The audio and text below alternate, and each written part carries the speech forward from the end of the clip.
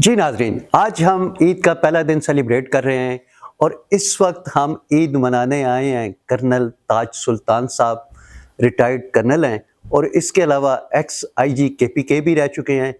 آج ہم سلطان صاحب سے بہت سی باتیں کریں گے، ان کے ماضی پہ بھی بات ہوگی، ان کے ڈیزگنیشن پہ بھی بات ہوگی، انہوں نے کافی جابس کی، آرمی میں بھی رہے، اس کے علاوہ آئی جی کے پی کے بھی رہے، اس پہ بھی بات ہوگی، اور خاص طور پہ یہ جاننے کی کوشش کریں گے کہ عید کا دن وہ کیسے سیلیبریٹ کرتے ہیں۔ تو آئیے آپ کو بھی میں ساتھ لے کے چلتا ہوں کرنل تاج سلطان صاحب کے پاس۔ السلام علیکم۔ السلام ویلکم سر، کیسے ہیں آپ؟ خیریت سے ہیں؟ سر ہم نے سوچا کہ آج عید کا دن آپ کے ساتھ سیلیبریٹ کریں اور یہ دیکھنا چاہتے ہیں کہ آپ عید کو کیسے سیلیبریٹ کرتے ہیں۔ Thank you very much, you are most welcome. بس عید والے دن جو نا صبح صبح ملتے ہیں، چلتے ہیں۔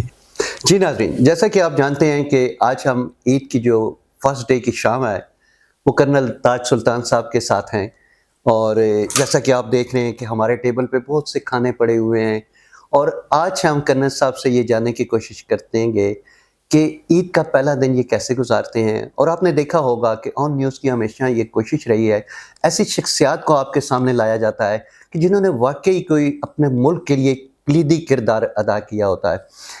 تو سر سب سے پہلے تو یہاں سے شروع کرتے ہیں کہ یہ بتائیں کہ عید کا آج فرسٹ ڈے ہے تو کیا مصروفیات رہی ہے آپ کی؟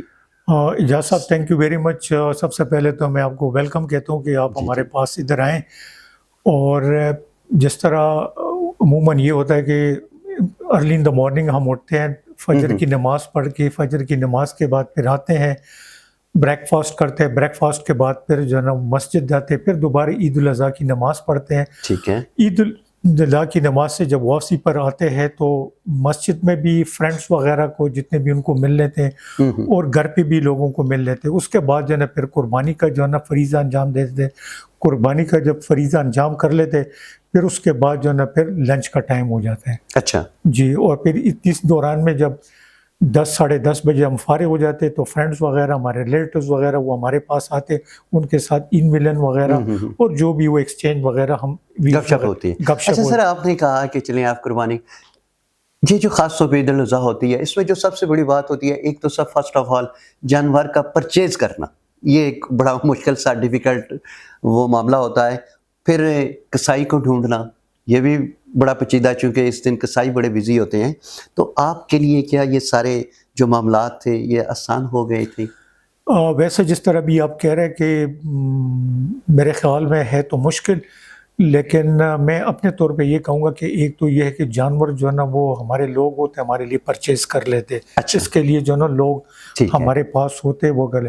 یہ دوسرا ہے کہ ڈی ایچ اے میں انہوں نے ایک سسٹم بنایا ہوا ہے کہ ابھی جس طرح عید سے 2 دن پہلے انہیں ہمیں جو ہے نا ایک ٹیمپلیٹ دیا جس میں سے جو ہے نا وہ ہر جگہ کے جو ہے نا کسائی کا نمبر دیا ہوا ہے، ساتھ جو ہے نا وہ یہ بھی کہ جگہ بھی انہوں نے مختص کیا ہوا ہے کہ اس جگہ پہ، تو وہ پھر ہم اس سے پہلے ٹائی اپ کر لیتے، اس جگہ پہ جاتے جانور کو لے جاتے اور وہ ذبح کر لیتے، تو اس میں ہمیں کوئی خاص مشکل نہیں ہے۔ اچھا سر، ایسا ہوتا ہے کہ ہمیں اپنی خوشیاں تو نظر آتی ہیں لیکن ہمارے ارد گرد جو کچھ ایسے ڈیزرونگ پیپلز ہوتے ہیں، آپ کیا سمجھتے ہیں یہ جو عید کے اسپیشل ڈیز ہوتے ہیں ہمیں ان لوگوں کا بھی خیال رکھنا چاہیے؟ بالکل، یہ تو ہمارا جو ہے نا اسلامی بھی فریضہ ہے، اور ہمارے جو ہے نا وہ ملک کا بھی جو ہے نا وہ ایک اس قسم کا جو ہے نا وہ ماحول ہے جس میں سے ہم ہمیشہ جو ہے نا غریب لوگوں کا جو ہے نا خیال کرتے ہیں، کیونکہ غریب لوگ ہمارا اثاثہ ہے، ان کے بغیر جو ہے نا ہم آگے نہیں چل سکتے۔ جتنے بھی ہمارے خدمت کرتے ہیں، آپ نے دیکھا ہوگا کسی بھی سلسلے میں، خواہ وہ چوکی دار ہے، خواہ وہ جو ہے نا وہ کسائی ہے، خواہ وہ جو ہے نا سینیٹری ورکر ہے، یہ ہمارا اثاثہ ہے۔ اچھا، اور یہ ہمارے لیے جو ہے نا وہ آسانیاں پیدا کرتے ہیں، تو ان کو ضرور اس میں شامل کرنا چاہیے۔ گڈ۔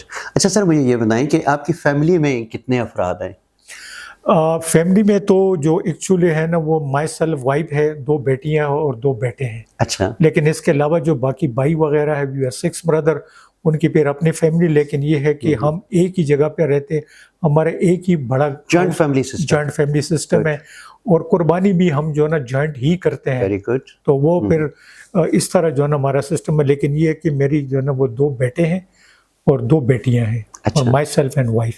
اچھا سر، مجھے یہ بتائیں کہ خاص طور پہ عید کا دن ہو، چلیں سارے بچے عزیز ہوتے ہیں، آپ ایز اے فادر ہیں، لیکن جس سے آپ کو مل کے بہت زیادہ خوشی ہوتی ہو یا آپ کی وش ہو کہ سب سے پہلے اس کو عید ملنی ہے؟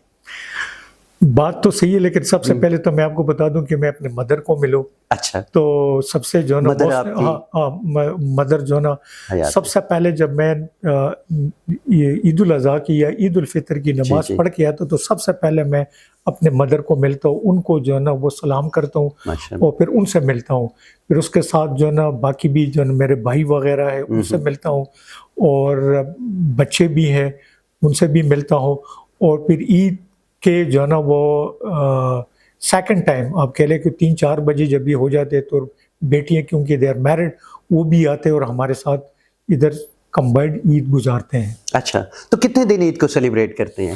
3 days 3 3 days، ہاں اچھا اچھا ہاں۔ اچھا سر، آپ آرمی میں بھی رہے، سول سروس میں بھی آپ رہے، تو بیسیکلی آپ کی جو اندر کی وش تھی، جو خواہش تھی، کیا واقعی آپ کرنل آرمی میں ہی جانا چاہتے تھے یا سول سروس میں جانا چاہتے تھے؟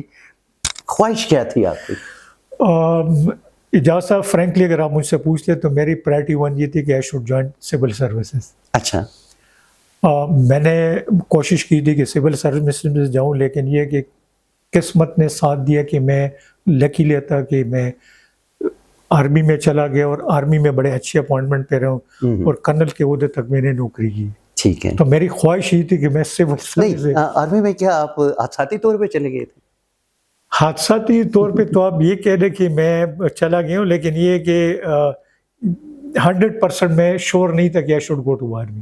اچھا، میرا یہ تھا کہ منشا یہ تھا کہ I should go to civil service, کیونکہ میرے والد صاحب بھی جو ہے نا کہ سول سرونٹ تھے، ابھی تو اللہ ان کی جنت نصیب کر لے، وہ تو فوت ہو گئے 2014 میں، وہ جو ہے نا فوت ہو گئے، لیکن یہ ہے کہ وہ سول سروس میں ان کو دیکھتا تھا تو میری خواہش یہ تھی کہ I should go to civil services, okay, لیکن یہ کہ آئی واز ان یونیورسٹی میں، کیونکہ جو بھی آپ نے کویسچن اس قسم کا لیڈنگ مجھ سے پوچھتے کہ آپ حادثاتی طور پہ، تو میں حادثاتی طور پہ آپ کہہ لیں کہ میں چلا گیا۔ میرے ساتھ جو رومیٹ تھا، جو میرے ساتھ کمرے میں جو ہے نا وہ مائی کلاس فیلو اور روم میں جو میرے ساتھ رہتا تھا، تو انہیں ہی applied for the army, he told me کہ آپ بھی کر لیں۔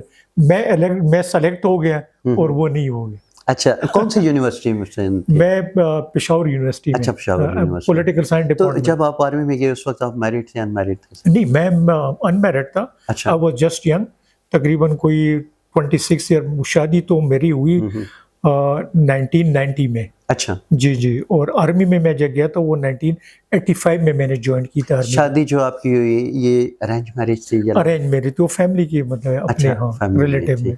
تو یونیورسٹی میں آپ کے کوئی فرینڈس وغیرہ تھے کچھ؟ یونیورسٹی میں تو بہت زیادہ میل ہمارے بہت زیادہ فرینڈ تھے، ابھی بھی ملتے رہتے ہیں، اور باقی چونکہ یونیورسٹی میں ہمارا پٹھان کلچر ہے، اس میں ایسے نہیں ہے کہ لوگوں کے ساتھ اس طرح مکس اپ ہوئی، اور اس وقت تو 1985 میں تو بہت ابھی کافی چینجز آ گئی، لیکن یہ کہ 1985 میں تو یونیورسٹی میں سے سر کو ایجوکیشن ہوتی ہے، جی تو مین کے علاوہ کوئی کسی اور سے بھی دوستی تھی؟ نہیں، کسی اور سے کوئی نہیں۔ اچھا، ہاں، میں رہا بھی تھوڑی عرصے کے لیے، کیونکہ میں تقریباً کوئی 3-4 مہینے جو ہے نا میں رہا تھا یونیورسٹی میں، اچھا، اور اس کے بعد دین آئی وینٹ ٹو دی تو آرمی۔ کیا اسپورٹس وغیرہ ہابیز کیا تھیں آپ کی؟ میری ہابیز یہ تھی کہ میں والی بال کھیلتا تھا، اس کے علاوہ باسکٹ بال، اور آرمی میں بھی یہ دونوں جو ہے نا میں پرسو کرتے رہتا، اچھا، اور باقی جو ہے نا مجھے اتنا ان چیزوں کا نہیں تھا، بس یہ جو ہے نا اسپورٹس وغیرہ کا زیادہ تھا۔ آپ نے کہا آرمی میں، تو مجھے یہ بتائیں جو آرمی کا ایکسپیرینس تھا وہ کیسا رہا آپ کا؟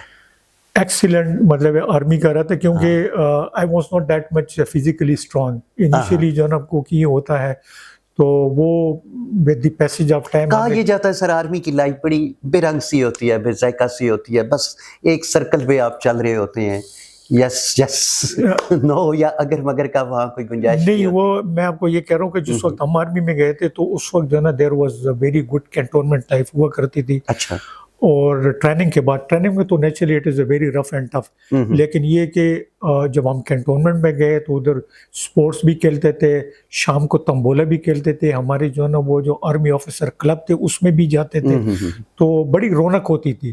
لیکن یہ ہے کہ چونکہ آج کل حالات بڑے ٹف ہو گئے because of the war on terror کی وجہ سے جو ہے نا unit majority they are deployed in the operational area, cantt میں بہت کم ہے، بہت کم لائف ہے، تو ہمارے وقت میں جو ہے نا لائف واز ویری گڈ، اور ابھی بھی اٹس ویری گڈ، لیکن چونکہ آپریشن کی وجہ سے جو ہے نا دے آر کمیٹیڈ اور deployed in the operational area.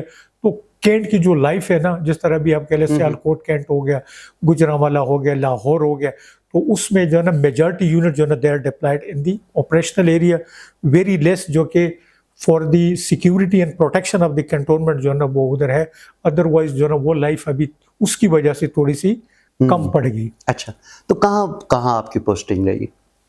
Initially تو میری پوسٹنگ ہوئی تھی کاریہ میں. اچھا. تو کاریہ میں 2-2.5 سال رہا ہوں. پھر اس کے بعد جو ہے نا رحیم یار خان گیا، اور رحیم یار خان میں یہ اینٹی ڈیکورٹ آپریشن کے اوپر کافی رہا ہوں. پھر اس کے بعد پنواکل میں رہا ہوں، اور پنواکل سے پھر جو ہے نا میں یونٹ ہماری جو ہے نا میں پھر پوسٹنگ ہو گئی، میں چلا گیا آزاد کشمیر میں. اچھا. پھر پنڈی میں رہا ہوں، اور پنڈی کے بعد پھر جو ہے نا اگین سیالکوٹ میں رہا ہوں. مختلف اسٹیشنز کے اوپر، کوئٹہ میں بھی رہا ہوں اور بنو میں بھی رہا ہوں. مختلف جو رینک کے مطابق تھا کافی جو ہے نا میں نے اس کے مطابق جو ہے نا ٹائم گزارے. ڈیورنگ دا جاب کسی وار کا بھی سامنا کرنا پڑا؟ جی وہ ڈیورنگ وار میں جو ہے نا میں تو یہ کارگل وار میں پارٹیسپیٹ کیا ہے. اس سے پہلے اینٹی ڈیکورٹ آپریشن کے اوپر جو ہے نا میں نے سندھ میں جو ہے نا اینٹی ڈیکورٹ آپریشن، وہ بھی ایک قسم کی ایکچوئل وار تھے، کیونکہ ہم یہ جو لو انٹینسٹی کانفلکٹ ہوتا ہے نا اس میں جو ہے نا زیادہ خطرناک ہوتے دین دی ایکچوئل وار، کیونکہ آپ کو اینیمی کا پتہ نہیں ہوتا کہ کس وقت جو ہے نا. پھر اس کے علاوہ جو ہے نا ساؤتھ وزیرستان میں جو ہے نا یہ جو اس وقت وار آن ٹیرر چل رہا ہے، تو وہ میں نے ہی آپ کے لیے ایک قسم کا سٹارٹ کیا تھا. جنوری 2003 میں I was the first one to enter FATA, اور یہ وار آن ٹیرر جو ہے نا وہ سٹارٹ کیا. اچھا سر، چلیں کارگل کی آپ نے بات کی، تھوڑا سا کہا یہ جاتا ہے کہ کارگل میں ہم نے انڈیا کو بالکل گلے سے پکڑ لیا تھا، لیکن بعد میں کچھ سیاسی مصالحت کی وجہ سے ہمارا کافی نقصان ہوا. تو حقیقت کیا تھی اس میں؟ حقیقت تو یہ تھی کہ بالکل جس طرح بھی آپ کہہ رہے ہیں، وی ور بالکل آن دی ہیڈ آف دی اینیمی، کیونکہ ایسی جگہ پر ہم بیٹھے ہوئے تھے جو کہ ہم پوری ایریا کو جو ہے نا ہم بلاک کر سکتے. ایک تو یہ تھا. دوسرا یہ کہ میں بھی ریسنٹلی کوئی ہفتہ پہلے ان کے ایک جنرل کو جو کہ کارگل میں تھا، ہی was the general officer commanding, تو وہ کہہ رہے تھے کہ ہماری جو ایریا کے اوپر پاکستان کے آرمی نے یا پاکستان کی فوج نے قبضہ کیا ہوا تھا، تو ہم اپنے ایریا کو نہیں چھڑوا سکتے تھے، اور اس کو چھڑوانے کے لیے تقریباً کوئی 500 کے قریب ان کی کیجوالٹیز ہوئے، جس کو آپ کہہ لیں کہ ان کو جو نا ہلاک ہوئے تھے، اور تقریباً کوئی 2500 کے قریب جو نا لوگ ان کی کرٹیکل انجرڈ ہوئے تھے اس آپریشن کے دوران. تو وہ کافی جو نا ہم نے ان کو نقصان پہنچا تھا، لیکن چونکہ کچھ انٹرنیشنل ایسی جو ہے نا وہ پھر کمٹمنٹ آ جائے جس کی وجہ سے پھر وہ سارے جو ہے نا آپریشن کو ایک طریقے سے جو ہے نا وہ وائنڈ اپ کر دیا. اچھا سر، کہا یہ جاتا ہے جب آپریشن وائنڈ اپ ہوا، ہم لوگ بیک آ رہے تھے، اس کے بعد انڈیا نے بیک سے ہمیں وار کیا اور ہمارا کافی نقصان ہوا. ڈپٹی کمشنر کا وہ جو ڈیزگنیشن چینج کر کے ڈی سی او کروا دیے، وہ ان کے انڈر کام کرتے تھے. جس طرح ایک چیف منسٹر کے انڈر چیف سیکرٹری آئی جی ہوتے تھے، اسی طرح انہوں نے ان کے انڈر کمانڈ کر کے ان سے کام لینا تھا. لیکن بدقسمتی سے جب وہ دور گزر گیا، پھر ہماری جو ہے نا ڈیموکریٹک گورنمنٹ آ گئی، تو انہوں نے اس گورنمنٹ جو ڈسٹرکٹ گورنمنٹ جتنا بااختیار بنایا تھا وہ انہوں نے ختم کر کے دوبارہ ڈپٹی کمشنر اور ڈی پی او سسٹم جو ہے نا وہ لے کے آئے. تو یہ، اور میں اس لیے اس سسٹم کے ساتھ جو ہے نا میں اتنا جو ہے نا وہ میرا لگاؤ ہے، کیونکہ جب یہ گورنمنٹ جنرل پرویز مشرف جو ہے نا وہ کروا رہے تھے، تو general Naqvi he was the N R B کا نیشنل ریکنسٹرکشن بیورو کے وہ he was the head. General Naqvi کے ساتھ اس کے اوپر میں نے کام کیا تھا ڈسٹرکٹ گورنمنٹ کے اوپر، and this was one of my contribution کہ وی وانٹیڈ کہ ڈسٹرکٹ لیول کے اوپر آپ کا جس طرح یورپ میں ڈفرنٹ جو ہے نا وہ یورپین کنٹریز میں پاورفل کاؤنٹیز ہے، پاورفل جو ہے نا وہ ڈسٹرکٹ گورنمنٹ ہے، تو میں چاہتا تھا کہ اس طرح جو ہے نا ایک پاورفل جو ہے نا ڈسٹرکٹ گورنمنٹ ہو. ٹھیک. اچھا سر، کہا یہ جاتا ہے اگر میں پاکستان کی سیاست کی بات کرتا ہوں، جب تک اسٹیبلشمنٹ کا پیچھے ہاتھ نہ ہو کوئی پارٹی کامیاب نہیں ہو سکتی، نہ ہی وہ بن سکتی ہے. کیا سمجھتے ہیں کہاں تک اس میں صداقت ہے؟ اعجاز صاحب یہ تو پولیٹیشین جو ہے بہتر بتا سکتے ہیں جن کو ایکسپیرینس ہوا ہے، لیکن ہمارے جو سر دیکھیں اوپنلی بات ہے کہ نواز شریف کو بھی کس طرح لایا گیا، پھر عمران خان صاحب کے بھی متعلق یہی رائے رکھی جاتی ہے، اور جو ابھی ہماری گورنمنٹ بنی ہوئی ہے میرے خیال میں سب کے سامنے ہے۔ بات تو آپ کی صحیح ہے، لیکن یہ کہ چونکہ میں نے تو نہیں ایکسپیرینس کیا، جو لوگ گورنمنٹ میں ہیں ان کو اس چیز کے بارے میں پتہ ہوگا کہ اسٹیبلشمنٹ کا کتنا ان کے پیچھے جو ہے نا ان کا بیک اپ ہے، تو وہ ٹائم ثابت نہیں کرے سر، گا۔ آپ مجھے ایک بات بتائیں، ابھی جو گورنمنٹ چل رہی ہے آپ کیا سمجھتے ہیں یہ شہباز شریف صاحب چلا رہے ہیں؟ یہ تو اعجاز صاحب جو ہے نا وہ تو دس از اے اوپن سیکرٹ جی جی کہ خود ہی جو ہے نا ہمارے خواجہ آصف صاحب بار بار کہ ہائی بریڈ سسٹم، تو ہائی بریڈ یو انڈرسٹینڈ کہ آج کل جو ہائی بریڈ گاڑی ہمارے پاس آئی ہے تو اس میں جو ہے نا دونوں چیزیں ہوتی ہیں، مطلب ہے وہ بیٹری بھی ہے اور اس میں جو ہے نا پیٹرول بھی ہے، تو اسی طرح صحیح ہے، صحیح۔ چلیں اچھا سر، آج عید کا موقع ہے، آپ ہمارے ناظرین کو، ہم نے تقریباً تمام موضوع پہ بات کر لی ہے، اگر ہم چاہیں تو آپ کے ساتھ بہت لمبی ہماری نشست ہو سکتی ہے، لیکن چونکہ وقت ہمارے پاس بہت کم ہے، تو ہمارے ناظرین کو کیا آج کے دن آپ کیا پیغام دیں گے؟ اعجاز صاحب میری تو ایک ہی جو ہے نا خواہش ہے کہ ہمارے لوگ میں یونٹی ہونا چاہیے، ملک کے ساتھ ہماری جو ہے نا وفاداری ہونا چاہیے۔ اگر یہ ملک ہے جی جی تو ہم ہوں گے۔